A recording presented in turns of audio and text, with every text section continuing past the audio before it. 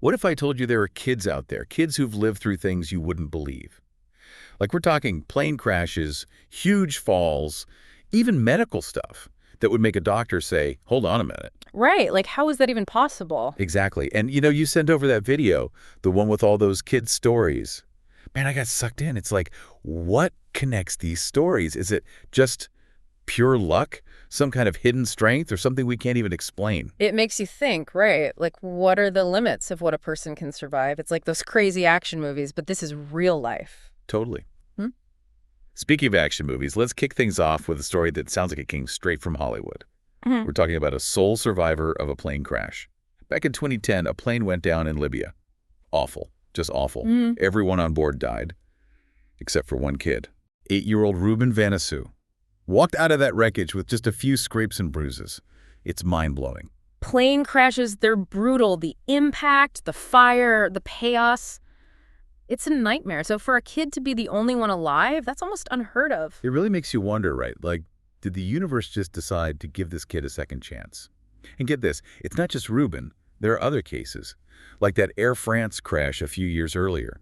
A young boy, the only survivor, found floating in the ocean. The BBC even did a whole report on it, kids being the sole survivors of plane crashes. Makes you think, is there something about being a child? Their size, maybe, or how their bodies are built? Something we haven't even thought of. So many questions, and not a lot of answers. Mhm. It's like we're just scratching the surface of what we don't know. Okay, ready for another one? This is going to be a wild ride. Picture this. France. 4-year-old Enzo takes a tumble. And I'm not talking about tripping over a toy. This little guy fell 16 stories. 16, that's like higher than most roller coasters. And you know what? He walked away with barely a scratch. 16 stories. That's incredible. Didn't he have autism too? He did. And that's where things get really interesting. Some experts think that Enzo's autism, the way he experienced the world, might have actually played a role in his survival. Like maybe he didn't process danger the same way. That's a fascinating thought. Like maybe our senses, how we perceive the world, could influence how we react in those extreme moments. Right, so what else don't we know about how our brains work in those situations? Okay, let's shift gears for a sec. Remember those kids in the Amazon, the ones who survived that plane crash a couple of years ago? 40 days in the jungle. Everyone was talking about it. Incredible story. Talk about resilience. Right. And those kids had each other. To imagine going through that alone is just no. It doesn't seem possible. Okay, but what if surviving went beyond just, like, physical toughness? What if it went deeper than that? Our next story takes us from the Amazon to a hospital room back in 2013. This baby, Harrison Elmer, he was up against the odds in a completely different way.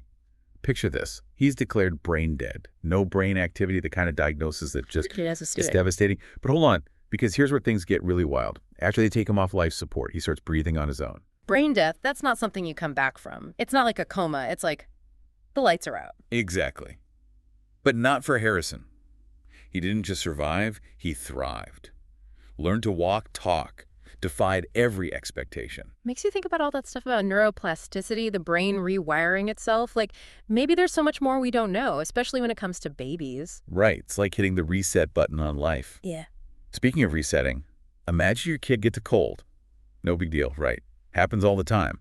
But then it takes a turn. That's what happened to this kid in Denver. Cardiac arrest, but not just for a few minutes. Yeah. For 19 hours. 19 hours. I mean, after a certain point. Exactly. It's unheard of. This kid was declared dead, and then he came back. Doctors were floored. How does a heart just stop for that long and then start beating again? It's like those medical mysteries you hear about, but this one is real. Maybe there's something going on in these cases that we haven't discovered yet, some hidden factor. It's like the human body has these secret compartments, and we're just starting to find the keys. All right, we've talked about stories from all over, but our next few are taking us to China. And let me tell you, these ones are head-scratchers, even for us. So our source mentions these cases in China where kids are in accidents that on paper should have been disastrous, but they walk away basically unharmed. Like there's this one with a 6-year-old boy hit by a car. The video's terrifying, but the kid was fine. Researchers even tried to recreate it in a lab with dummies and couldn't do it.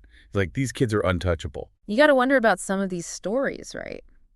I mean, it's great to be open-minded, but we got to look at the evidence, too. Sometimes those viral videos don't show the whole picture.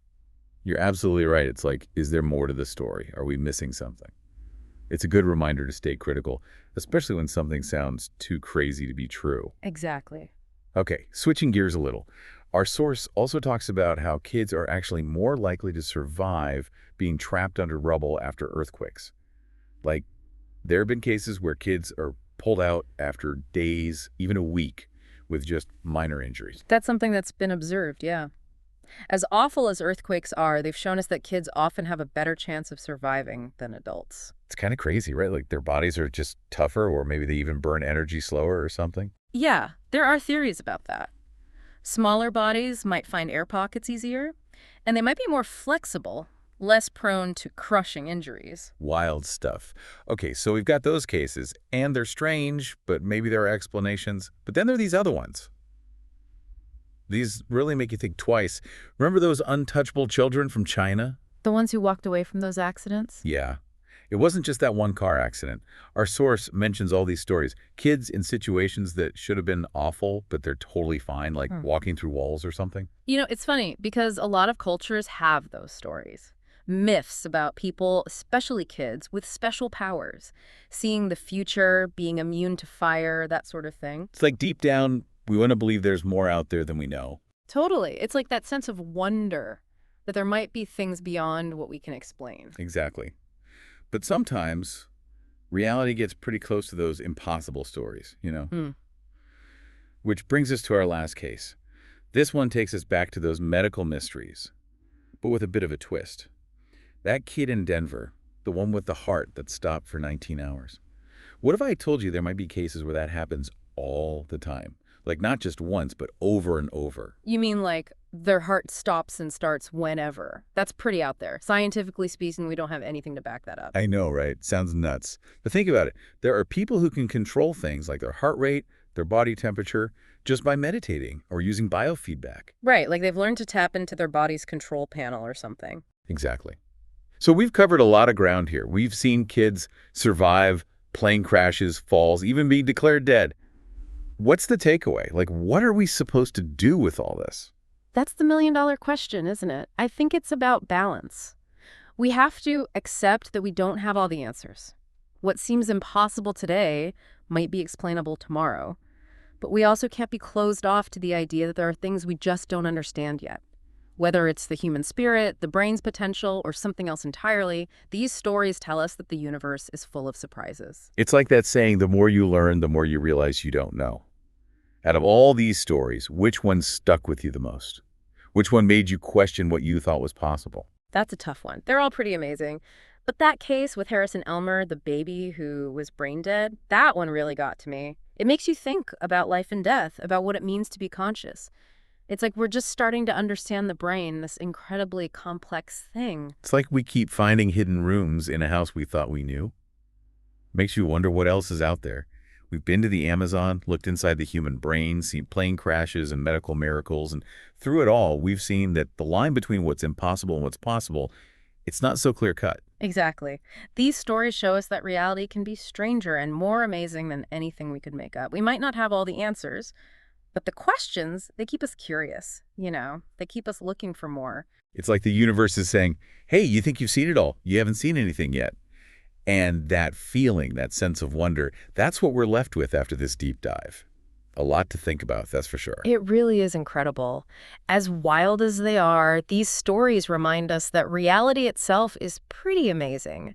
And even though we might never have all the answers, it's the questions that keep us connected to the wonders of the world around us. It's like we think we've got it all figured out, and then, bam, these stories come along and turn everything upside down. It's humbling, right?